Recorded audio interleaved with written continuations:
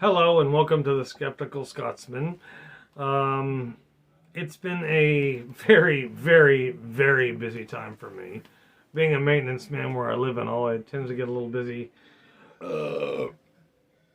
Even when I don't intend it to be busy. Such as this last week, I had a wisdom tooth pulled. And the only reason that is such a huge event is because my wisdom tooth, the roots, one was up in my sinus cavity, and one of the other roots was bent at a right angle, like that. And yeah, it got pulled, so I'm still recovering from that. I don't have the gauze in my mouth anymore.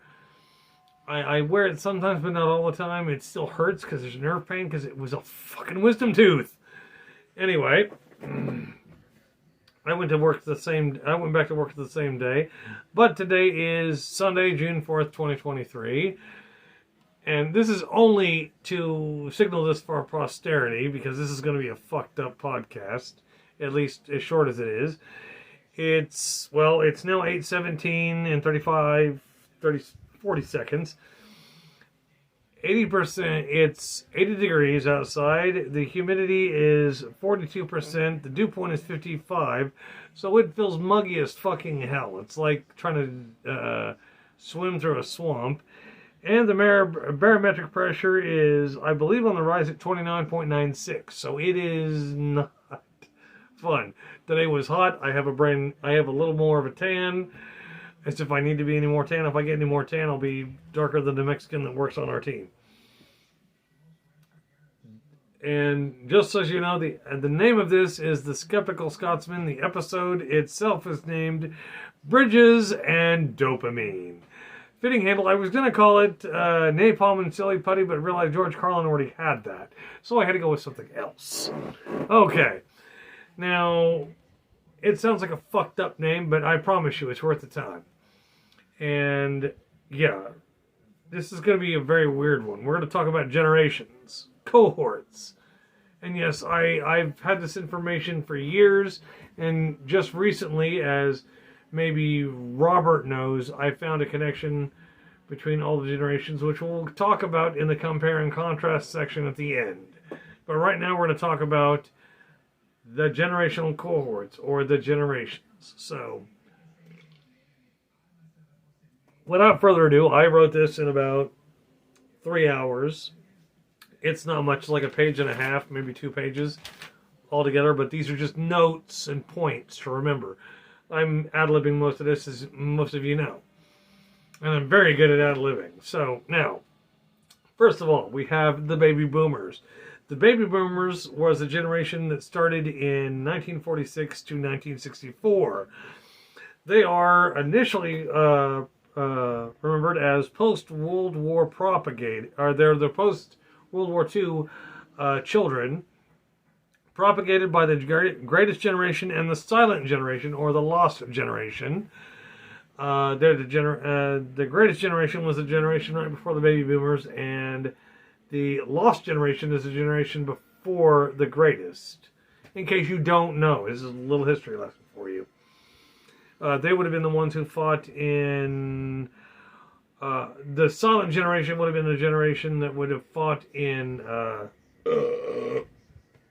like, say, World War I. And yes, it is very possible.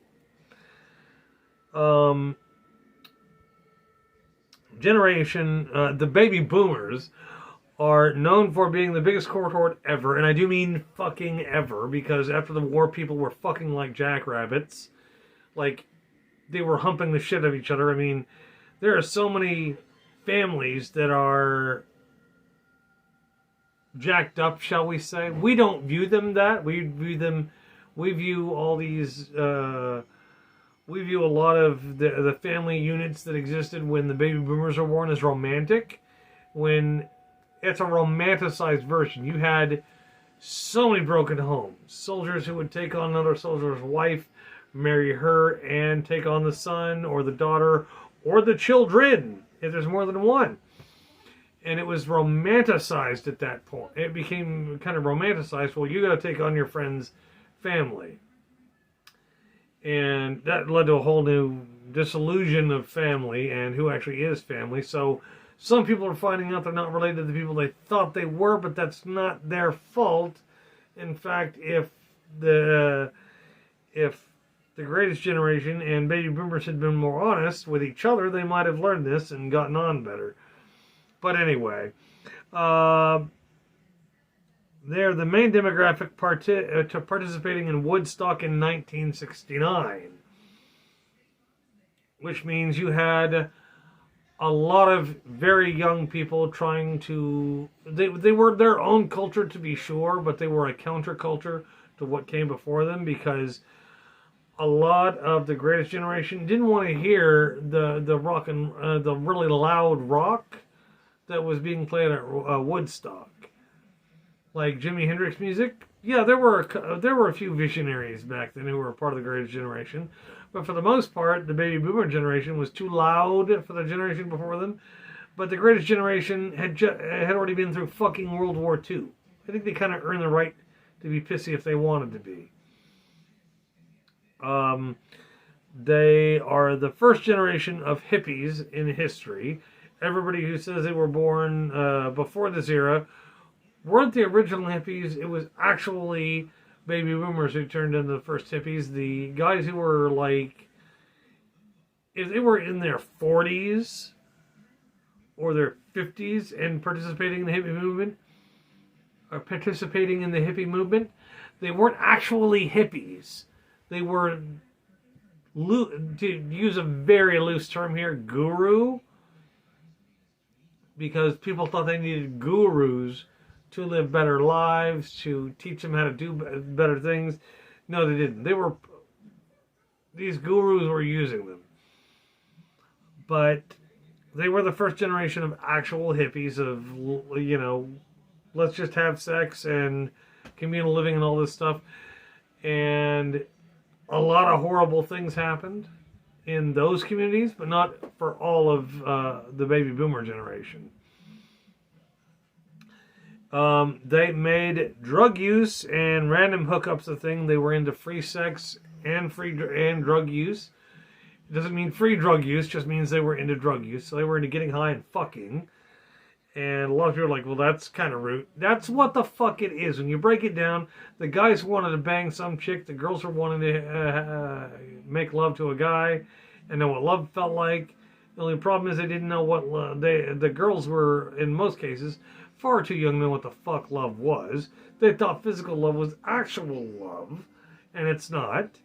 As much as we hate to admit it, the act of having sex is not love. The act of making love is the intent behind it, and the emotions induced with it, not just the physical act. The physical act is just called sex or fucking.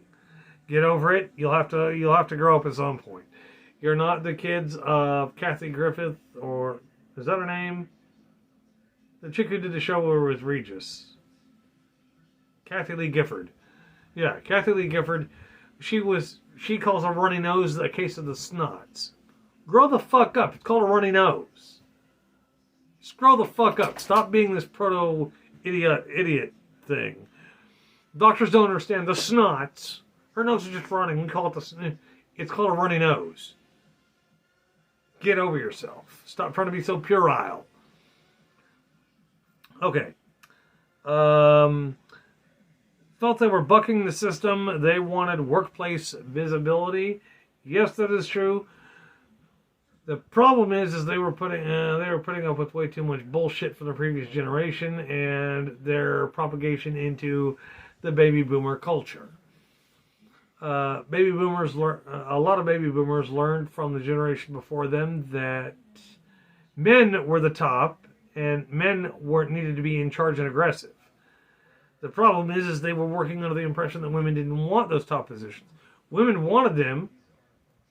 Women were literally having sex with their coworkers or bosses to get those positions, but they didn't get them because the men are like, okay, banged her, and now time to go hit somebody else up. They were being used. And I know I'm missing a lot of points from baby boomers. I'm just pointing out the biggest differences I could think of at the time, which was like 2 or 3 days ago. Now, they were the third iteration of the women's liberation movement. Yes, the third iteration of it. They weren't the first. Bra burning and all that shit was like the third wave of revolution for the women's movement. If you don't believe me, look in a history fucking book. Look it up on YouTube. Burning bras was decades after the women's movement started. Decades! Because the women's movement started in like the 1920s or some crap. Probably started before that, but it was only really publicized in the 1920s. 1920 apostrophe S. It started in the 1920s, not the 2020s. Okay. And if I'm missing some points, be free to point them out. I don't care. It's cool. I'm okay with learning a little bit of history. I just know a lot of it, and I had to boil it. I had to boil this shit down to a few certain points to make it a shorter podcast. Because if I made a 5-hour podcast about this, it would be a fucking audiobook, which I'd never do anything with. And then I would be up until like 2 a.m. I'm not up till 2 a.m. I don't want to be up till 2 a.m. I work tomorrow. But feel free to throw in some points about maybe any of these generational bits that you want, about what you think they contributed. I may agree, I might not, but this is literally what I'm pointing out that they did. Okay? I may be wrong. I'm not saying that I'm right. I'm just pointing out what I noticed. Okay? Having said that, let's move on to my generation, Generation X. And some of you may not like this, but tough shit. I actually had to spend some time looking this up years ago. Generation X is from 1964 to 1980. Anybody born on the last day, like December 31st at 11:59, is still part of Gen X. You're like a minute off from being a millennial, but you're still a Gen Xer. That having been said, and yes, I have a chart to back this up. I've used it for quite a few years since I found it. People are like, no, you're not part of Gen X. You weren't. 1979 wasn't the last year. 1980 was the very last year of Generation X. I belong to it barely, but still. Okay, now we were propagated. Generation X was propagated by baby boomers and the Greatest Generation. The only reason I say that is because there are people now that they were born the same year I was, or a year before, and their parents were 40 plus years old. Their parents should not have been 40 when they were born. That makes them a whole different generation. That makes them, yeah. That means they were part of the Greatest Generation. Maybe the ass end of it, but they were still the Greatest Generation. And then they come from baby boomers and the Greatest Generation, which I already just said, which seems kind of repetitive, but work with me here, people. Work with me. Okay. Yeah, Generation X is known for being independent and free thinking and having an attitude. Now, here's the caveat. You can say that everybody that a lot of people in each generation have an attitude. Yes, I will agree with you on that. Here's the difference, though. Not everybody was born with attitude and moxie. The ability to fucking back up what they're saying. There is a difference here. Like, for instance, I know several people who've got a loud mouth, but don't back it up. The second you get in their face, they turn all meek, start turning their head, and that's having all bark and no bite.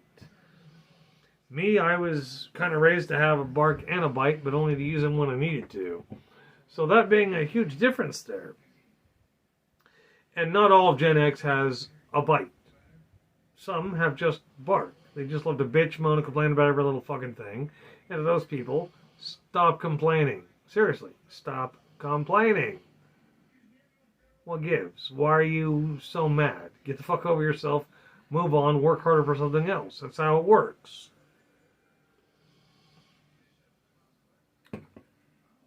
Okay. We had an attitude and moxie.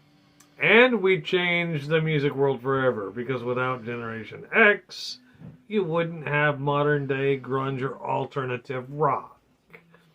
For everybody saying they didn't invent, yes, they did. Yes, Generation X, let's see, Nirvana, who is it? The Foo Fighters, Stained, Static X, Disturbed, Nickelback. I'm not saying Nickelback's necessarily the best group in that book. Shit, I'm forgetting one. Linkin Park. There you go. Linkin Park.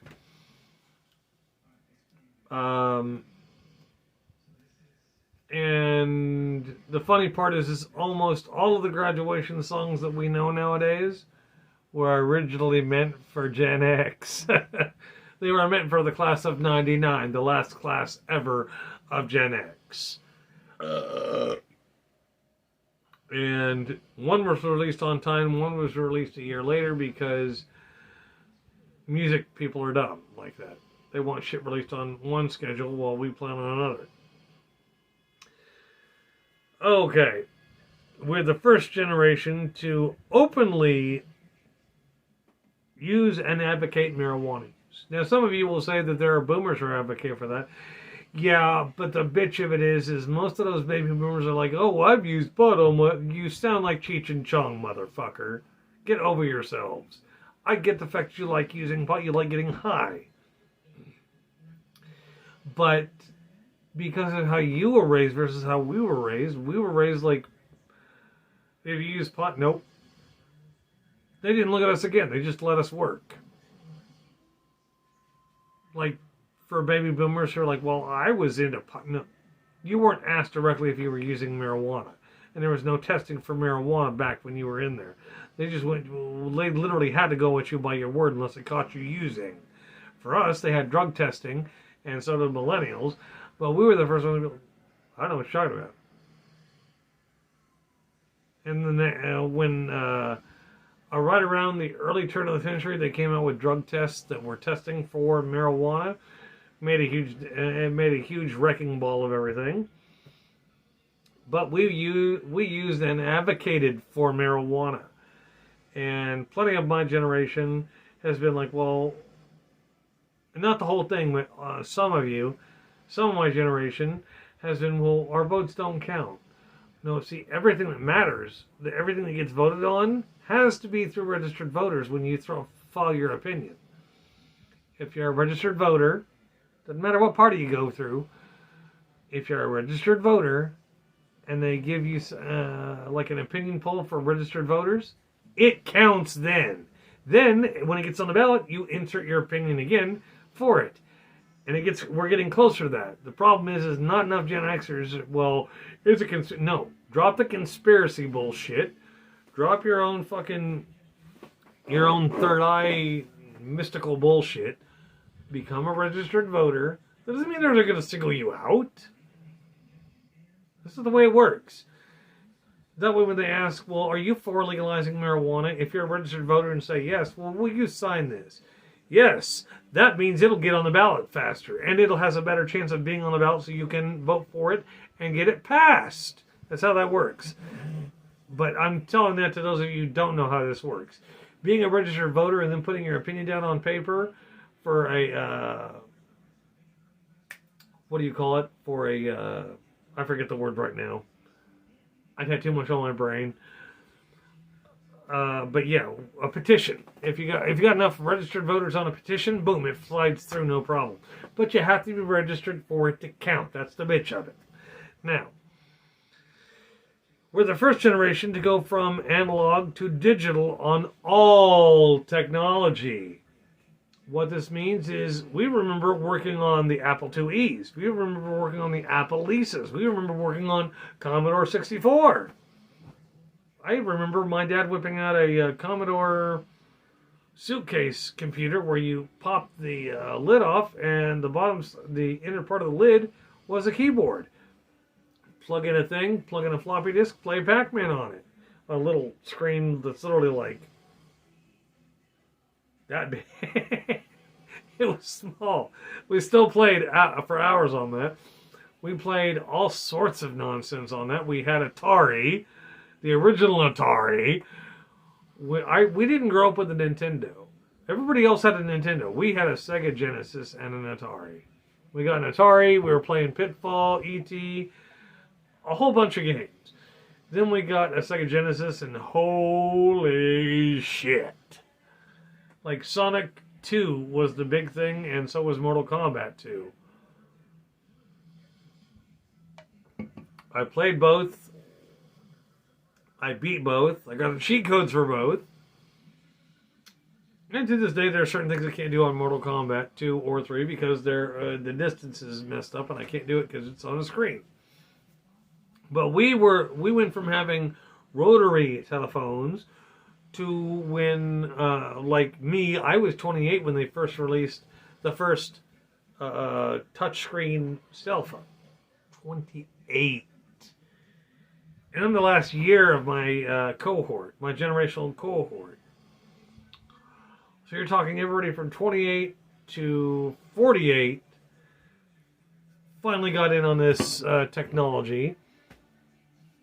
And yeah, we remember when everything was analog. When you had to plug shit in and make multiple connections. Like if you wanted your DVD to work, you had to plug it into this, that, and the other. Because unless you spend an assload of money on your TV, thousands of dollars, had to go DVD converter to TV, and yeah, it was just a whole mess. And that was for DVDs. For tape players, it was for tape players and gaming systems. It was hook it up to hook the gaming system or the VCR up to a conversion box, which made an auxiliary channel, like 3 or 4, on an old dial TV, not digital TV, and all that nonsense. So we've seen everything analog. Like you remember having to push buttons hard and things like that, where you had to turn a dial to get something done, all that kind of crap. Now it's bloop, okay, you're done. Or you press a keypad button that's flat instead of a big punchy button. Like I still remember my grandpa died. He had an old-fashioned adding machine. The keys are like that fucking long. He punched the keys. Bop, bop, bop, bop, bop, bop. Bop, bop, bop, bop, bop. Yeah, it's that old. I remember those. I don't realize that everybody my generation remembers them, but I do. Okay, and we were the first generation to tackle sexual orientation properly. I don't mean men becoming women and women becoming men. None of that bullshit. We were the first generation to openly start the conversation. Are you gay? Are you homosexual? That conversation. Baby boomers didn't want to address it because men are men and women are women. Men fuck women. Women get fucked by men. That's how it worked. And then on the side note, it was, well, this married guy is going with that other guy to go have some alone time, and this woman are getting nervous and going into the bushes to have some alone time there. What are they doing in the bushes? No, you don't want to know. And for anybody who says the baby boomers are doing that, no, they were actually getting beat up for it. Like seriously, they were getting beat up for that shit.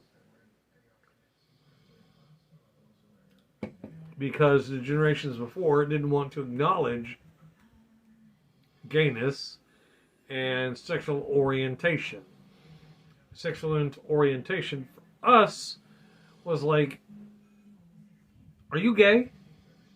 Oh, you are. Okay, well, I know. Didn't speak about it again. Didn't matter. Literally, it was like, for me, when for the gays, it probably felt different. For the LGBT community, it probably felt like walking on eggshells. But for me, it was like, oh, so you're gay. You're gay. That explains a lot, you being gay. With you being flamboyant and overly girlish or overly feminine, it makes sense. You're not mad at... No, I don't want to beat you up. I was trying to figure out what was going on with you. I thought something was wrong. Like you had a conflict or some shit going on up on here. Turns out they were, and it was because they weren't out yet. We made the conversation, open campfire conversation of, hey, you gay? Oh, here, have a beer. that was literally the conversation. Or here, have a cigarette. Or here, have a joint. You know? Okay. And no, I realize I'm not covering everything that we as Gen X have done. I'm not saying that. Oh, and we also popularized tattoos. Tattoos were we in a single generation made tattoos go from an ostracizing issue to who doesn't have a fucking tattoo. That's literally how common it is. Okay, I know I'm missing other points, but like I said, I'm boiling this down. I'm trying not to take too fucking long. Because I've got 2 more generations ago and then compare and contrast. So we're going to try to move this along. Next we have millennials or Generation Y. Oh, buddy. Born from baby boomers, millennials are from 1981 to 1996. Sorry, I got that out of order. Millennials or Gen Y is from 1981 to 1996. They were propagated from baby boomers and Gen Xers. Yes, my generation. And this would have been better part of my class of 1999. I don't know why they would. It seems like all of them skipped ahead a grade or some shit. I don't know. Okay. The issues are there's not a lot to say about them. Like, basically, they copied everything Gen X did until they came of age, and then they muddied the waters with gender expression. We're talking about being a guy dressing up completely like a woman and saying, it just feels right. And they sparked the current trans movement. They didn't start, they sparked it. They didn't, like, start the actual fire. They were chipping away at the flint, trying to get the fire going. The problem is yeah, they had issues with everything, and they didn't stick out for a whole lot of anything. I wish I could say more. Y'all tell me what all else that millennials are known for. I don't particularly know, because when I look back on those years, most of the movements were created by all the other generations, not by millennials. Now to Gen Z. Gen Z was from 1997 to, I think, 2010, 2009, I think. They were born of... Most of them were born of Gen X and millennials. A few really old baby boomers decided to have kids, but yeah, it was weird. I've got an uncle who's a boomer who's got kids who are, I think they're millennials. Not sure. I think could have swore it was Gen Z. But anyway, they are Gen Z is tech dependent, whereas millennials are kind of tech dependent. They can still operate without it. Generation Z, for like 95% of their generation, is completely dependent on technology. Snapchat, TikTok, YouTube, any fucking social media you can think of, they're addicted to it. They don't know how to function without it. There are now books being released called Learning How to Live Without Technology, or explaining how they can live without technology, because they have no fucking social skills. They think it's all throw an attitude and make everybody back off and fake it until you make it. That's how plenty of them got started on TikTok and Snapchat.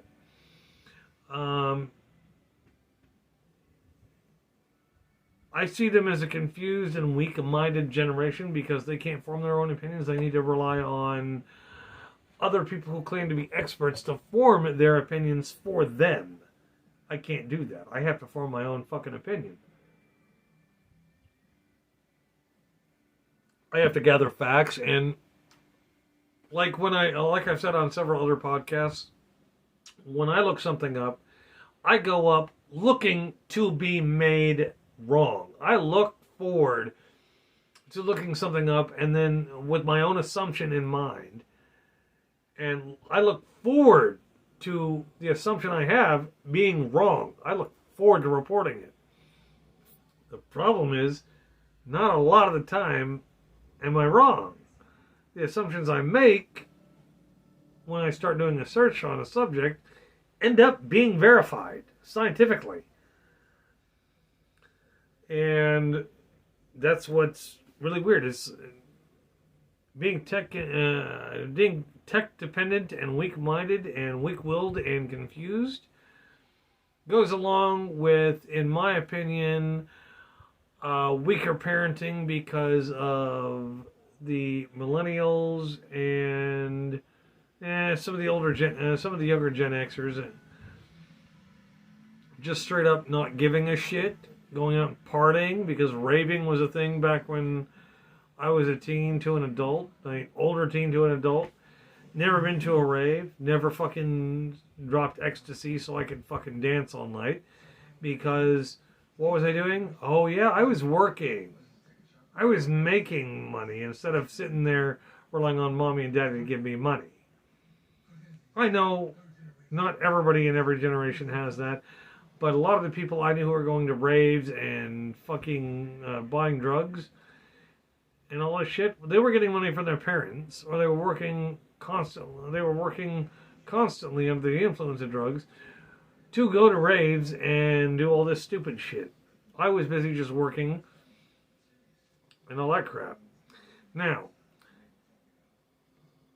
I believe, due to what I've seen and heard from everybody I know who's in Gen Z, they are vastly undereducated in real world subjects because they all get their news from various TikTok or Snapchat sources that they trust. Not that those sources are any good.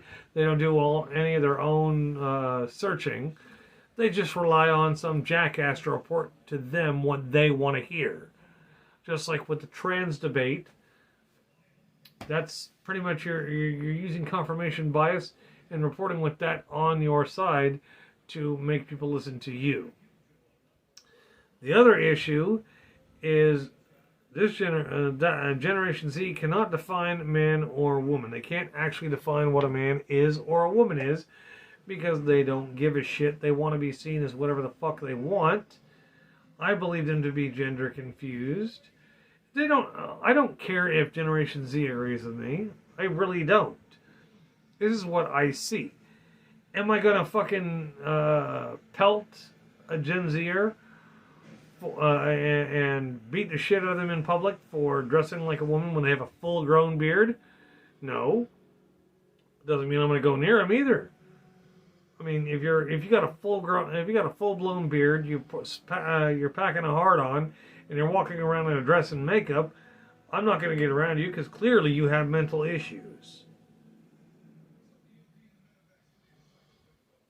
And telling me you're more of a man than I am and more of a woman, you're more of a man than I'll ever be and more woman than I'll ever get. No, that's reserved for a different breed of person. Somebody who knows that they're one thing and they're presenting themselves as another, knowing all that, I get. I'll accept that from some of my drag friends, very select few of them, but I will. Let's see, then the next point is they currently fucking full-on own the trans movement right now. It's not a kind of sort of, they own that fucking thing. They took it from the millennials. Like here, we're going to take this item, pour gasoline on it, and make it a Jerry Springer show just with nothing but trans issues. Because if you feel it, it must be right. No, that's not how it works. But go ahead and keep on thinking that. Another key element that seems to be working with Gen Z, that goes with one other point: they're vastly uneducated in real world stuff or real world things. Is they overvalue their skills in real life. If you can't make a fucking hamburger and make it look nice in a fucking restaurant, what the fuck are you doing asking for $15 an hour? If you've got food coming back all the time because it's incorrect, you don't deserve it $15 an hour. Well, it's a livable wage. No. How about not having all the shit you think you need in the world and live with basic shit? That's what the rest of us did. It's called budgeting. You'd know that if you were fucking educated, but clearly you're not. Like, we had to budget for kids, laundry, rent, bills, if we wanted to drink, if we wanted to smoke, marijuana or cigarettes, either one, we had to budget for it. We had to budget all this crap in, and then whatever was left, okay, now we can do this other stuff. It was not everybody follows that, but that's how it is. But I'm not going to pay some idiot kid who's like 21 and doesn't know how to hold a hammer. I'm not going to pay them $15 an hour to help me build a house. They're going to get paid fucking minimum wage. Well, that's not right. They have no fucking skills. End of story. If they don't have skills, they're not going to get $15 an hour, period. They're going to get basic fucking minimum wage. And for all you that's not fair. Life ain't fair. If life was fair, Jeff Bezos would be giving his money to the fucking U.S. economy or trickling it down to all his employees. You think he's doing that? He fucking owns Amazon. Everybody who uses Amazon and everything else that he owns are making him richer. And you don't see that. How? Anyway. You're not, if you're 16 and you expect $12 an hour, you're fucked. You're straight up fucked. Nobody's going to pay you at 16 12 something an hour. It's not going to happen. Like if you work for Spangles, which is only a regional restaurant chain here in Kansas, they'll hire you $12 an hour. There are other places that will hire you at a little higher rates, but when you're 16, they're not going to hire you for a lot of money. Now me, if I go in considering after the first month, usually my shrink or my errors go from a buttload to 0 in an 8-hour shift. How many of you can say you can do that? I've done it before repeatedly. I've worked at McDonald's and a few other fast food chains, and I got their waste to 0 during my shift. Like I'd make sure the previous shift had their shit thrown away, had my own stuff coming up, have all my own crap started afresh, and at the end of an 8-hour shift, because of what somebody else did, I'd maybe have one item in that wastebasket. One! Write it down, it's like $2 item. The manager would be like, I could literally mark that, you can just throw that away and I could mark that off as nothing. No, we're going to do it the right way. You count this, that way they know that I've made one mistake all shift.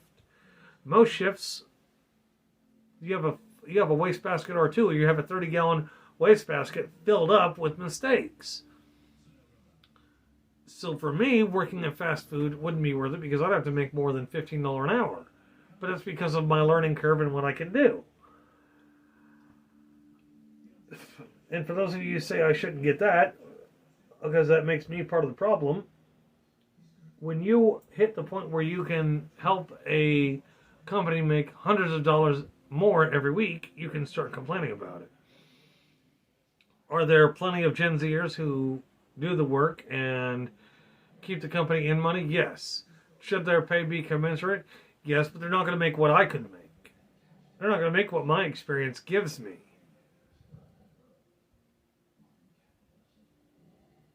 For the Gen Zers who say that we got to make a living wage, how about you not own everything that you want to own in life in the next 2 years? How about you save, learn how to budget, do your bills, sign a lease, own a phone plan, do all the shit that all the rest of us have to do. Well, that's not fair. You guys fucked it up. No, we didn't fuck it up. Without our experience and savvy with the cell phones, you wouldn't have prepaid cell phone services like you do today. Like we belong, like me and my wife belong to Boost Mobile, so we pay $100 for 3 phones, all the trimmings we could want, and we're not stuck on any plan. If we don't pay the bill, it shuts off on the due date. It's not hard. You budget for it. If you're on a plan, like a 2 or 3 year plan, that means you have to pay it off, or they will try to charge you everything for that bill. Okay, anyway, now that we've stretched this out to 40 minutes, I had no intention of being on this long. We're going to go through the compare. Now, comparing the similarities. Each generation comes from the previous 2 generational cohorts that propagated them, and this is pretty much historically true. Usually the very young cohort from 2 cohorts ago and the last cohort completely made up the next cohort, or the current cohort.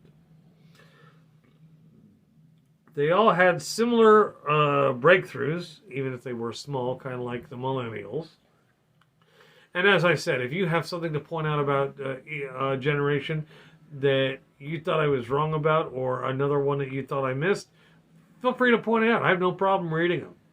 Hell, I enjoyed the last comments about my Second Amendment speech. That was funny as shit. I got a hell of an energy. I find it educational and entertaining as all hell. As much as I hope you found these videos entertaining from the Sceptical Scotsman, thank you. Every fucking generation had their drug issues. With baby boomers and Gen X, the older Gen Xers and the early baby boomers, the younger baby boomers, the older Gen Xers contributed to the crack cocaine outbreak and all that shit. Now we have fentanyl. It was challenging Gen Z, and now it's threatening Generation Alpha. Why anybody would go on fucking fentanyl, high doses of fentanyl, is beyond me. It's deadly. It needs to be monitored. We can talk about pain medication, and all that shit later. Now for the contrasts, their differences. And this is what I think ultimately is oddly links that all generations, the 3 biggest generational cohorts together. And the 3 biggest generational cohorts right now are boomers, Gen X, and Gen Z. Those are the 3 generations with the most influence right now. And I'm not saying millennials aren't influential. Most of them don't put in much of an opinion that hasn't already been shared, though. That's the issue I have with them. They're sharing bullshit opinions that are amalgamation of Gen Z and Generation X. Become original. Anyway. Boomers wanted sexual freedom, no matter the cost. They didn't care if they had to fuck some chick while they fucked a hooker and gave everybody crabs, AIDS, gonorrhea. Didn't care as long as they got the rocks off. So they wanted free sex and hopefully free drugs. Gen Z wholly accepted sexual preference or orientation, being gay, being bi. We accepted all that shit. And we accepted it as an open thing. Generation Y, or millennials, they didn't do much. They started the trans debate, but it isn't their core issue. It seems to me that a lot of millennials are trying to find where they fit in. They really don't. They really haven't done a lot. You feel free to correct me if I'm wrong on that. Point out stuff that they've done, that generational cohort has done. Then there's Generation Z. They adopted the trans debate and what did I put here? They made gender identity a core issue. They go by trans stuff and gender identity. That's the biggest thing for Gen Z right now. It's not about everything. These are their best core issues, because if anybody starts talking about, well, they went through something, no, trauma is not the issue. The core issues for this generation seem to be them being who they want to be when they want to be it, which seems to be a choice, which is wrong in the first place. Discovering that you are something that you didn't know you were, that's a discovery. That's a breakthrough.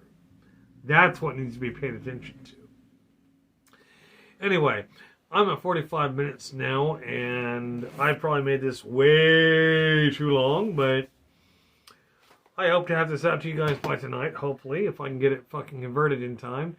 You all have a lovely evening. This has been the Sceptical Scotsman. With this episode that's named Bridges and Dopamine. Have fun. Feel free to like, comment. Please comment. It's always beautiful. And if you can, share it if you found this interesting. Now, remember, I'm not saying I'm wrong. I'm not saying I'm right. This is the stuff I went through and picked out. Feel free to add other points if you need to. All right? Peace out. Have fun. And, yeah, have a great day. Have fun.